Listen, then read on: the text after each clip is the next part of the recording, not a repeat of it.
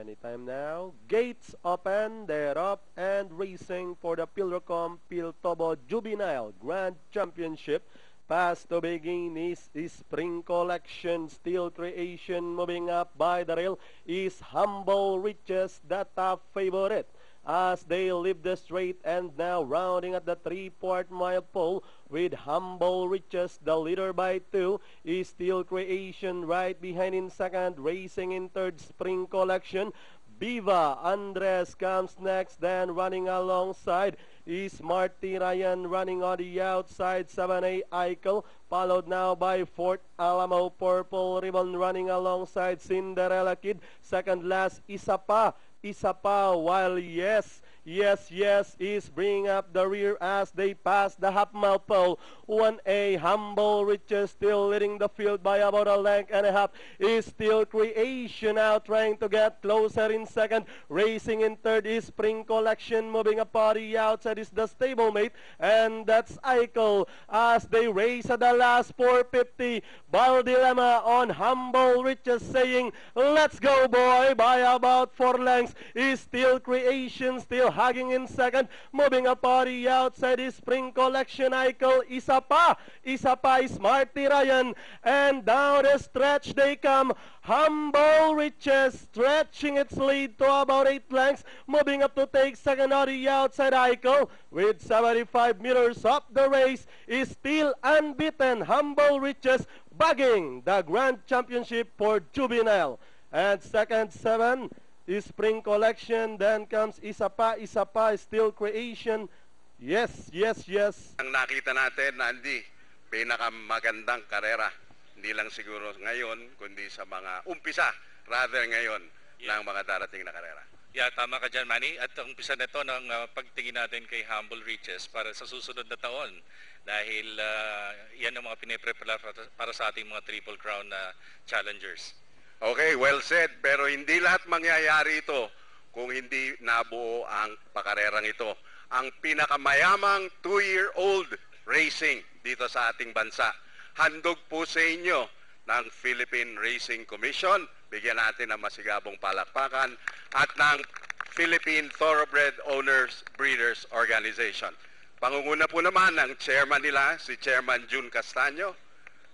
At kasama po naman ang mga opisyales natin sa komisyon ng Executive Director na si Jess Cantos. Isa po naman kasama rin natin. Of course, si Commissioner Vic Tantoco is here. And nakita ko yung matagal na natin kaibigan dyan, si Dr. Bueng Camino somehow. Nandiyan dyan, si Romy Bueng Camino. Anyway, kung meron tayong hindi nabanggit, pagpasensyahan. Pero sa mga Piltobo, bumbo, mula Santos, kay Director Johnny Chonloc, of course si Robert Francisco, at syempre po naman ang mga kasama natin kanina, si Director Albert Yam na nauna na, at si Director John Lagasca na narariyan. So kompleto tayo, si Ambassador Tonet Lagdameo na ating chairman, and of course ang ating pong Pangulo na si Ginoong Nonoy Niles. So ayan po ang mga naghandog ng napakagandang pakarera, nagbibigay sa inyo ng bintana ng mga magagaling na kabayo sa darating na taon. Sabi nga ng writer nating si Andy Sevilla. So wag na po tayo magpatagal. Tawagin natin ang may-ari, Andy, for the honors. Okay, tawagin na po natin ang may-ari po ng kabayong Humble Riches, si Mr. Kenneth Causon, to receive the championship trophy. Ayan, kanina pa to medyo ninenervyos, pero palagay ko medyo at ease na ngayon pagkat nagbunga sa wakas ang kanyang pagtsatsaga dito po naman sa racing. At kasama po yata niya ang kanyang pamilya, kanyang butihing may bahay na talaga namang may-ari ng kabayo. So ayan po mga kaibigan, Kenneth Causon, Mr. and Mrs. Kenneth Causon receiving the trophy from Chairman June Castaño and President Nonoy Niles. Ayan. So ayan po, napakagandang pagkakataon.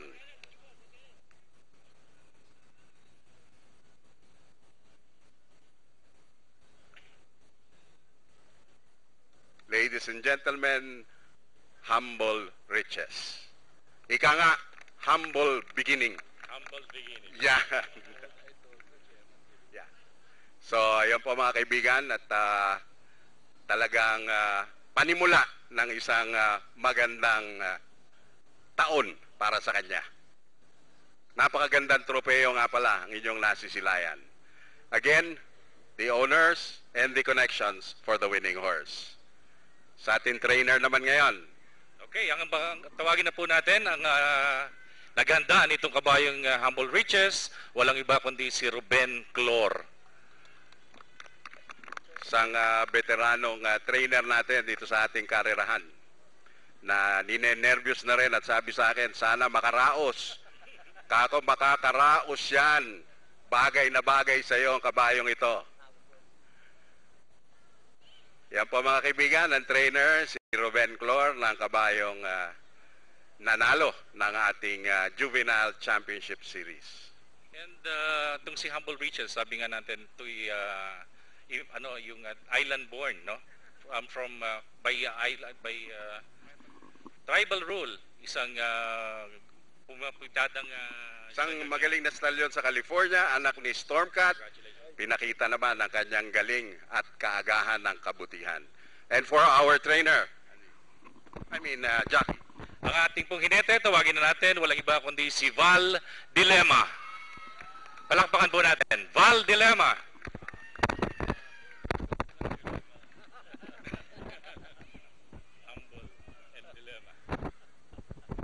Bagay na bagay daw ang team na ito. Puro humble.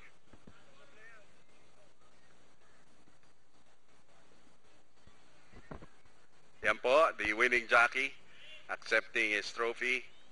Yan po naman at napaka-humble. Ayaw niyang kumis. Yeah. Ayan.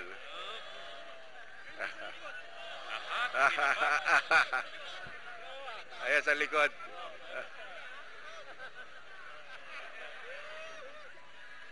Ito yung tinatawag nating when it rain, it pours. Yan. Saya po mga kaibigan. And of course, hindi po lahat mangyayari ito at talaga pong ipinagmamalaki natin ng buong programang ginagawa ng Philtobo, but to honor the breeder of this horse. The winning breeder of the horse is given to Kenneth Causon also. Maybe si Mrs. can get the breeders. Sino ba ang... I'm sorry. June Almeda. Sorry for that mistake. Masyado kasing magkasama tong dalawa parati. Napagkakamala natin.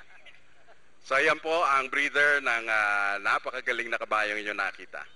At Manny, sinasabi ko nga yung 3 million is the highest ever for a 2-year-old race, at yung 1.8 million the highest among the 2-year-old na makukuha ng 2-year-old na. Tama, 1.8 million ang kanyang premyo, nanalong kabayo. Talagang dinadala to next year, tataas pa, pangako ng Philtobo, sapagkat ang future ng ating karera ay nasa mga bagong kabayo. So ini-encourage ko yan, part of the incentive. And going into that, bago tayo magtapos, ayan po ang picture taking. Pakinggan po natin ang isang mensahe mula sa chairman ng Philippine Racing Commission. Wala pong iba, kundi si Chairman June Castaño. Salamat. Ambassador Tonet Lagdameo, the illustrious son-in-law of the illustrious godfather of horse racing, Don Antonio Florendo.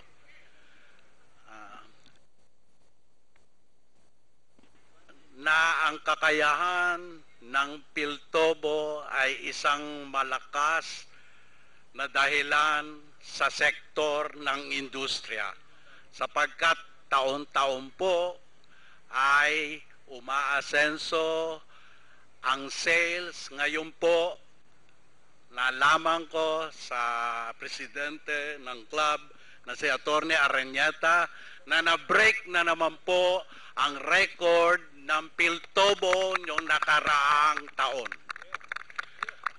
Sa ngalan po ng Philippine Racing Commission, makakaasa naman po ang lahat ng sektor ng industriya.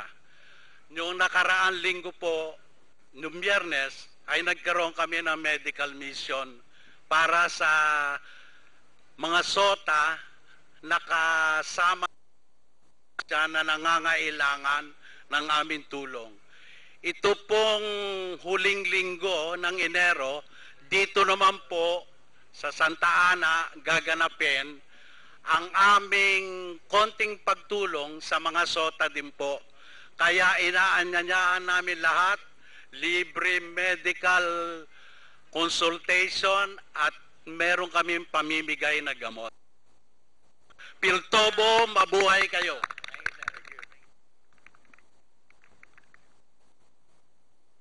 Salamat, Chairman. At yan po naman, nasilayan natin ang ating pinakamalaking 2-year-old juvenile racing. At magkikita-kita pa po tayo sapagkat tuloy-tuloy ito. Isa pong imbitasyon namin sa inyo ang ating magiging premiere sale sa darating na Pebrero na gaganapin para masilayan ang mga bago pang 2-year-olds for 2012.